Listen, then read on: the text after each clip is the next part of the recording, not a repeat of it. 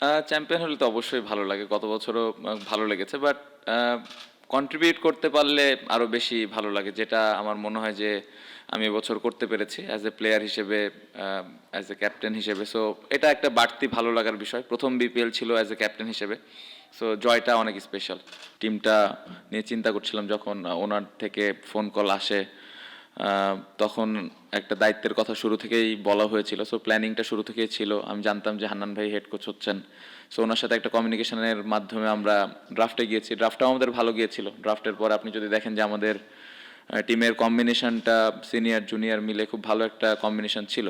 But again আমার মনে হয় যে দিন শেষে মাঠের ক্রিকেটটা খুব ইম্পর্টেন্ট ছিল, দল আপনি যেরকমই বানান। সো মাঠে আমরা ওই ইম্প্যাক্টটা রাখতে পেরেছে এবং প্রত্যেকটা প্লেয়ার যার যার জায়গাতে পারফর্ম করেছে, যার যতটুকু রোল ছিল পালন করেছে। সো আমার মনে হয় ক্রেডিটটা পুরো দলের, সবাই যেভাবে দলের ওপরে ইম্প্যাক্ট রেখেছে। সো পুরো জার্নিটা আমার মনে হয় আউটস্ট্যান্ডিং ছিল এবং আল্লাহর রহমতে আমরা দিন শেষে কাপটা জিততে পেরেছি।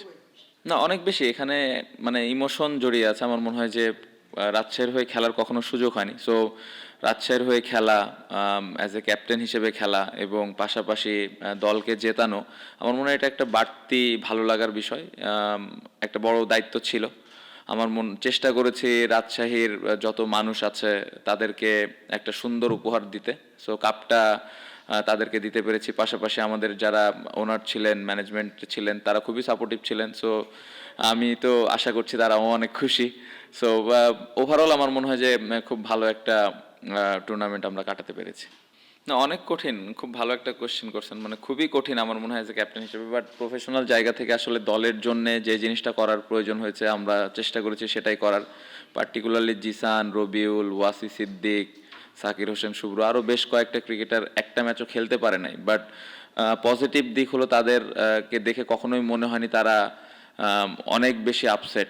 ডেফিনেটলি ম্যাচ খেলতে না পারলে অবশ্যই খারাপ লাগে, বাট যখনই তারা মাঠে এসছে, প্র্যাকটিসে এসছে, 100% দেওয়ার চেষ্টা করেছে, টিমমেটদের হেল্প করার চেষ্টা করেছে। আমার মনে হয় যে এই কাপটা জেতার পেছনে এই কারণগুলোই আসলে অনেক বড় একটা কারণ হয়ে এসছে। বাট অ্যাজ এ ক্যাপ্টেন হিসেবে খুবই ডিফিকাল্ট ছিল এই জিনিসগুলো হ্যান্ডেল করা। বাট যে প্লেয়ারগুলোকে আমি খেলাতে পারিনি সেই প্লেয়ারগুলো আমাকে যেভাবে সাপোর্ট করেছে, এটা আমার কাজটা সহজ করে দিচ্ছে। সো তাদেরকে ক্রেডিট দিতেই হবে এবং আমার মনে হয় যে এই ধরনের ক্যারেক্টারই আসলে সামনে বড় প্লেয়ার হতে সাহায্য করে। সো যে প্লেয়ারগুলো খেলতে পারেনি তাদের অনেক বড় এখানে ক্রেডিট আছে। না, আমার মনে হয় আউটস্ট্যান্ডিং কাজ করেছেন। ডিপিএলেও ভালো কাজ করেছেন, বিপিএলেও দারুণ কাজ করেছেন। রেজাল্ট দেখলেই বুঝতে পারছেন আপনারা। বাট হ্যাঁ, রেজাল্ট ছাড়াও কিন্তু ওনার যে ধরনের কমিটমেন্ট, প্ল্যানিং সব মিলে আমার মনে হয় যে খুব ভালো কাজ করেছেন। বাট আমি আশা করব যে সামনে নিয়ে এখান থেকে আরও ভালো কাজ করবেন এবং বাংলাদেশ ক্রিকেটের হেল্প করার চেষ্টা করবেন। বাট আমি বলবো যে খুব দারুণ একটা সময় পার করেছি আমরা এই পুরা বিপিএলে এবং ডিপিএলেও একসাথে আমরা কাজ করেছি। সো ওভারঅল দারুণ কাজ করেছেন। আমি জানি না আমি কতটুকু আমাকে ধরে রাখতে পেরেছি, বাট আমি চেষ্টা করি যতটুকু সম্ভব আমি দলকে দেওয়ার, ম্যাচ খেলি বা না খেলি। বাট আমি বলবো জিসানের যতটুকু আমি ক্যারেক্টার এবছর দেখেছি আমাদের টিমের সাথে লাস্ট 1 মাস, আমার মনে হয় যে দারুণ ক্যারেক্টার। ইটস নট অ্যাবাউট যে আমি ম্যাচ খেলছি কি খেলছি না, আমার প্রসেসটা কি, আমি প্র্যাকটিসে 100% দিচ্ছি কি না, আমি দলের হয়ে ভালো চিন্তা করছি কি না, এই জিনিসগুলো খুব ইম্পর্টেন্ট। আমার মনে হয় যারা ইয়াং ক্রিকেটার আছেন তাদের এই ক্যারেক্টারটা বিল্ড করাটা খুব ইম্পর্টেন্ট। আমার মনে হয় জিসান স্লোলি এই জায়গাগুলোতে ইমপ্রুভ করছেন। আমি যদি লাস্ট 1-1.5 বছর আগের জিসানের কথা বলি আর এখনকার জিসানের কথা বলি, এই জায়গাটাতে হিউজ ইমপ্রুভমেন্ট। ওর একটা জিনিস ভালো লেগেছে, ম্যাচ খেলার জন্য প্রত্যেক দিন রেডি ছিল। সো এই ক্যারেক্টারটা আমার মনে হয় যে ওর ফিউচারে কাজে দিবে। আই হোপ যে কোনো এক সময় নেক্সট ইয়ার ও ক্যাপ্টেন হয়েও দল জিতাইতে পারে। You never know, in cricket anything can happen. So আমি আশা করবো যে নেক্সট যেই টুর্নামেন্টে অপরচুনিটি পাবে, ওর এই প্রিপারেশন, ওর এই ডেডিকেশন টিমের প্রতি, এটা ওর হেল্প করবে ভবিষ্যতে। 1.5 বছর কঠিন ছিল, বাট আমি বলবো যে এই 1.5 বছর কঠিন হওয়ার কারণ আমি যদি ভালো পারফর্ম করতাম তাহলে এই সিচুয়েশনগুলো আসতো না। সো এখানে এক্সকিউজ দেওয়ার কোনো কারণ নাই।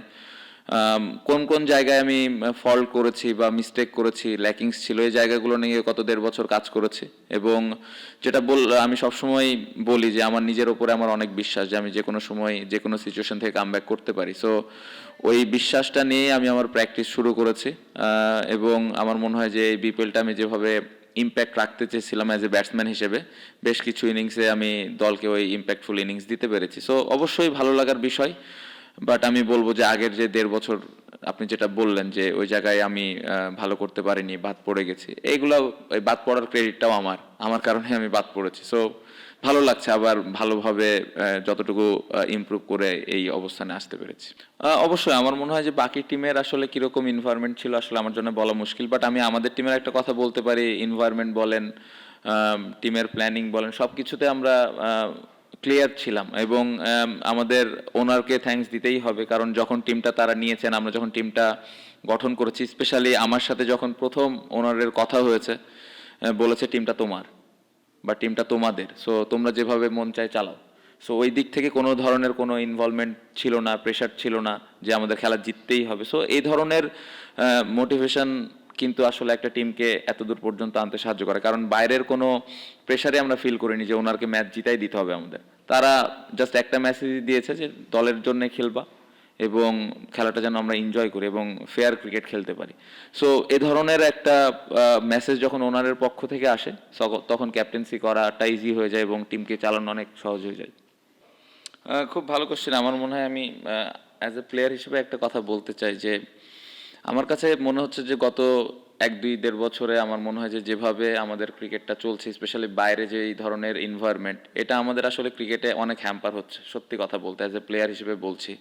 সো একটা রিকোয়েস্ট করব যে যারা এই দায়িত্বে আছেন, ক্রিকেট বোর্ড বা বাইরের যারা আছেন, সবাই মিলে একটু সমঝোতা করে ক্রিকেটটা যেন ঠিকভাবে চালু হয়, এটা খুব ইম্পর্টেন্ট। আমি চালু বলতে খেলা চলছে, বাট আরও সুন্দরভাবে কিভাবে ক্রিকেটটা চালানো যায় এটা ইম্পর্টেন্ট। এটা আমি একটা অ্যাজ এ প্লেয়ার হিসেবে রিকোয়েস্ট করব, কারণ এই মুহূর্তে যেভাবে আসলে খেলা চলছে, আমরা সবাই অনিশ্চয়তার মধ্যে আছে আসলে কি হবে না হবে। সো এইভাবে না চিন্তা করে আমার মনে হয় সবাই সবার জায়গা থেকে যার যার দায়িত্ব আছে সেই দায়িত্বটা নিয়ে ক্রিকেটটা সুন্দরভাবে যেন মাঠে রেগুলার হয় এবং কম্পিটিটিভ ক্রিকেট হয়, এটা ইম্পর্টেন্ট।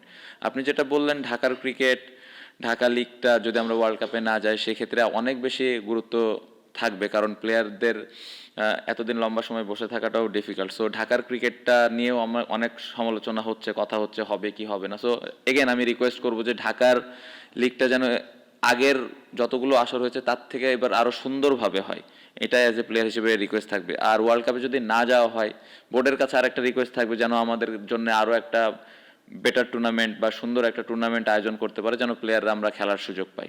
সো এটা আমার রিকোয়েস্ট থাকবে অ্যাজ এ প্লেয়ার হিসেবে যে বাইরের যেই জিনিসগুলো এখন হচ্ছে এগুলো আমরা আসলে ঠিকঠাক করে মাঠের ক্রিকেটটা আরও সুন্দরভাবে যেন নিয়ে আসতে পারি এবং প্লেয়াররা যেন খেলার সুযোগ পায়।